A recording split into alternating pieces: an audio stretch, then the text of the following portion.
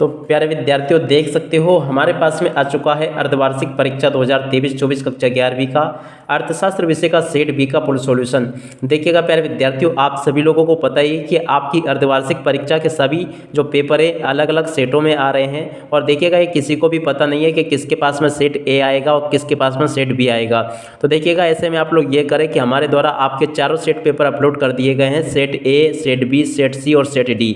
तो आप चारों सेट पेपरों को अच्छे से देख लो, क्योंकि चारों में से एक पेपर जरूर आपको मिलने वाला है। तो इसलिए आप सभी लोगों से रिक्वेस्ट है कि आप लोग प्रत्येक वीडियो को देखा करो, जिससे कि आपके पास में कोई सा भी सेट पेपर आता है तो पूरा का पूरा उसमें से आपको फंस जाए और पूरा आप लोग बहुत अच्छे से हल करके उस पेपर को आ सके।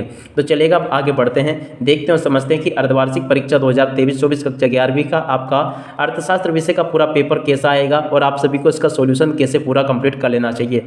देखिएगा प्यारे विद्यार्थियों, ए टू जेड पूरा का पूरा पेपर बताऊंगा आज मैं। यहाँ से आपको एक भी क्वेश्चन आपका यहाँ से बाहर नहीं जाएगा अगर आपने इसको पूरा अच्छे से समझ लिया तो चलिएगा आप आगे बढ़ते हैं, देखते हैं और समझते हैं कि अर्धवार्षिक परीक्षा 2023-24 कक्षा 11वीं का आपका अर्थशास्त्र का पूरा पेपर कैसा आएगा और आप सभी को अपने पेपर का सॉल्यूशन किस प्रकार से पूरा कंप्लीट कर लेना चाहिए। तो देखिएगा ये निर्देश दिए गए हैं, तो आप सब लोग यहाँ से निर्देशों को पढ़ लें, देख लें और पूरा का पूरा समझ लेंगे। अब इसमें देखिएगा यहाँ पर आपको 80 नंबर का पूरा पेपर होगा, जो कि मैं आपको यहाँ से बता दे रहा हूँ। तो चलिएगा अब आगे बढ़ते हैं, देखते हैं समझते हैं कि अर्धवार्षिक परीक्षा 2023-24 कक्षा 11वीं का आपका अर्थशास्त्र का पूरा पेपर कैसा आना है और आप सभी को इसका सॉल्यूशन किस प्रकार से पूरा कंप्लीट कर लेना चाहिए। तो यहाँ से आप लोग देख लीजिएगा, ये सही विकल्प आपको दिए गए हैं। सबसे पहले आप लोग यहाँ से सही विकल्पों को पढ़ लेंगे, देख लेंगे और पूरा का पूरा समझ लेंगे। तो देखिएगा सही विकल्पों में पहला क्वेश्चन लिखा है, देख सकते हो आप सभी लोग यहाँ से।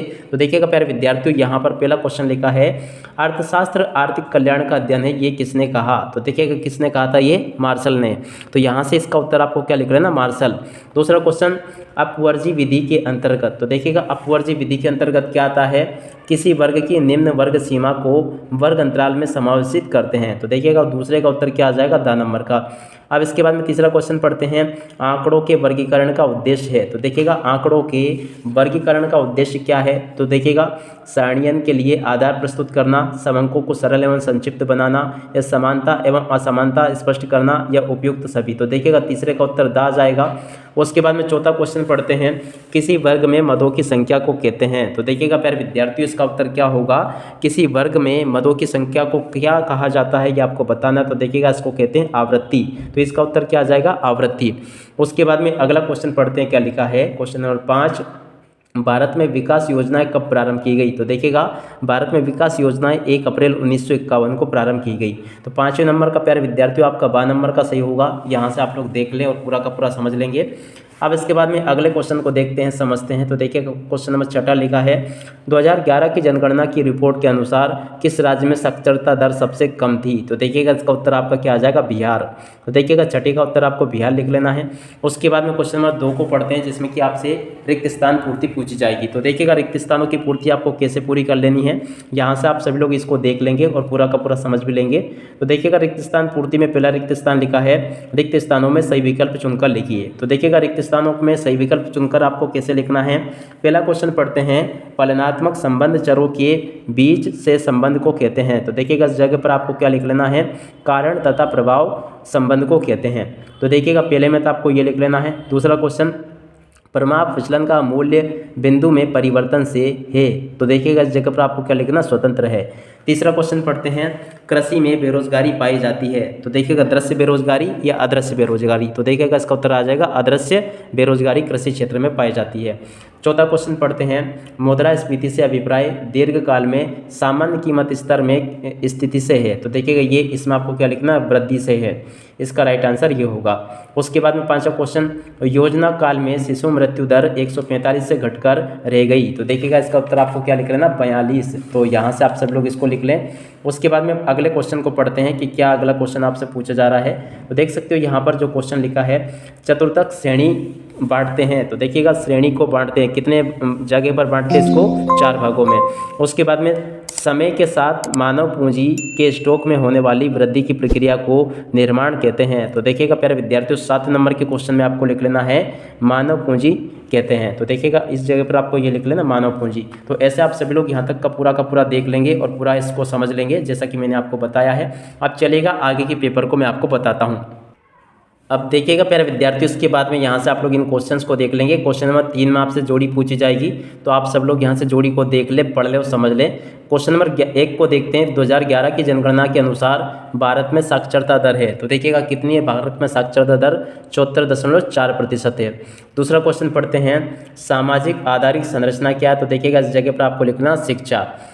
उसके बाद में तीसरा क्वेश्चन पढ़ते हैं, भारत की नई विकास नीति, तो देखिएगा इसकी जोड़ी का मिलान हो जाएगा 1988 से। उसके बाद में अगला क्वेश्चन, पर्यावरण का ताप, तो देखिएगा इसकी जोड़ी का मिलान हो जाएगा वायु से। उसके बाद में अगला क्वेश्चन, प्रधानमंत्री ग्रामोदय योजना, तो देखिएगा इसकी जोड़ी का मिलान होगा सन 2000 से 2001 तक से। उसके बाद में जैविक खेती, तो देखिएगा जैविक खेती का जोड़ी का मिलान हो जाएगा बायो फार्मिंग से। तो ऐसे आप सब लोग यहाँ से इसकी जोड़ी का मिलान पूरा कंप्लीट कर लेंगे, जैसा कि मैंने आपको बताया है। तो देखिएगा प्यारे विद्यार्थियों, यहाँ से पूरा का पूरा मैं आपको जोड़ी का मिलान पूरा बता चुका हूँ। अब इसके बाद में हम आगे बढ़ते हैं, क्वेश्चन नंबर 4 को समझते हैं, जिसमें कि आपसे सत्य असत्य वगैरह पूछे जाएंगे। तो यहाँ से आप सभी लोग सत्य असत्य को देख लेंगे। पहला क्वेश्चन पढ़ते हैं, सत्य असत्य में सांख्यिकी केवल मात्रात्मक आंकड़ों का अध्ययन करती है, तो देखिएगा बिल्कुल आपका असत्य हो जाएगा। अगला क्वेश्चन, अकुशल व्यक्तियों के हाथ में सांख्यिकी विद्या बहुत खतरनाक औजार है, तो देखिएगा ये भी आपका क्या होगा, सत्य होगा। उसके बाद में तीसरा क्वेश्चन, अनुसूची में टिप्पणी दी जाती है, तो देखिएगा ये भी आपका क्या हो जाएगा, सत्य होगा, क्योंकि अनुसूची में टिप्पणी दी जाती है, ये बिल्कुल आपका सत्य होगा। तो ऐसे आप सब लोग देखते चले इसको बराबर। अब इसके बाद में अगले क्वेश्चन को पढ़ते हैं, क्या लिखा है, देखिएगा यहाँ पर दिया गया है, सारणी के पश्चात वर्गीकरण किया जाता है, तो देखिएगा ये भी आपका क्या हो जाएगा, असत्य होगा। उसके बाद में पांचवा क्वेश्चन, योजना काल में सरकार के राजस्व में कृषि क्षेत्र का योगदान बढ़ा है, तो देखिएगा सरकार होगा, ये मिसप्रिंट हुआ है ये, तो ये बिल्कुल आपका सत्य होगा। उसके बाद में अगले क्वेश्चन को पढ़ते हैं, क्या लिखा है, देखिएगा यहाँ पर दिया गया है, जो 1991 में घोषित औद्योगिक नीति वर्तमान में लागू है, तो देखिएगा ये भी बिल्कुल आपका सत्य होगा। तो यहाँ से आप सब लोग देख लें इसको और पूरा का पूरा समझ लेंगे।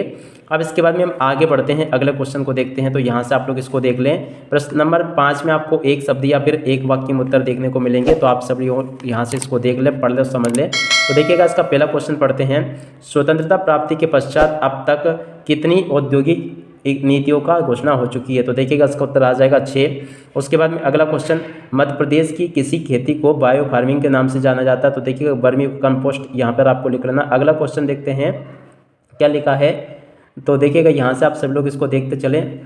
इसके बाद में अगला क्वेश्चन देखते हैं, HDI का पूरा नाम बताइए, तो देखिएगा इसका नाम आ जाएगा ह्यूमन डेवलपमेंट इंडेक्स, इसका राइट आंसर होगा।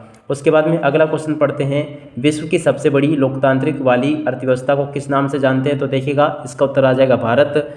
उसके बाद में अगला क्वेश्चन देखते हैं, क्या लिखा है, पद विचलन रीति से समांतर माध्य ज्ञात करने का सूत्र लिखिए, तो देखिएगा समांतर माध्य ज्ञात करने का सूत्र ये लिखा है। उसके बाद में छठा क्वेश्चन, क्षेत्रीय ग्रामीण बैंकों की स्थापना किस वर्ष हुई, तो देखिएगा ये हुई थी 1975 में। इस प्रकार से आप सब लोग देख लें यहाँ तक का। अगला क्वेश्चन, सर्व शिक्षा अभियान कब प्रारंभ हुआ, तो देखिएगा 2001 में प्रारंभ हुआ था। उसके बाद में आगे आपसे क्वेश्चन इस प्रकार से पूछे जाएंगे, यहाँ से देखते चले आप सभी लोग। अर्थशास्त्र की धन संबंधित परिभाषा आपको बतानी है। उसके बाद में कला का अर्थ बताना, प्राथमिक और द्वितीयक समंक में अंतर आपको बताना है। उसके बाद में इस प्रकार से क्वेश्चन पूछे जाएंगे आपसे, तो आप लोग यहाँ से देखते चले इनको। विस्तार से क्या से GDP का क्या होता है, प्रति व्यक्ति आय क्या है, इस प्रकार से देख ले। क्वेश्चन नंबर 13 ये लिखा है, 14 ये दिया गया है। इस प्रकार के क्वेश्चन आपसे पेपर में पूछे जाएंगे।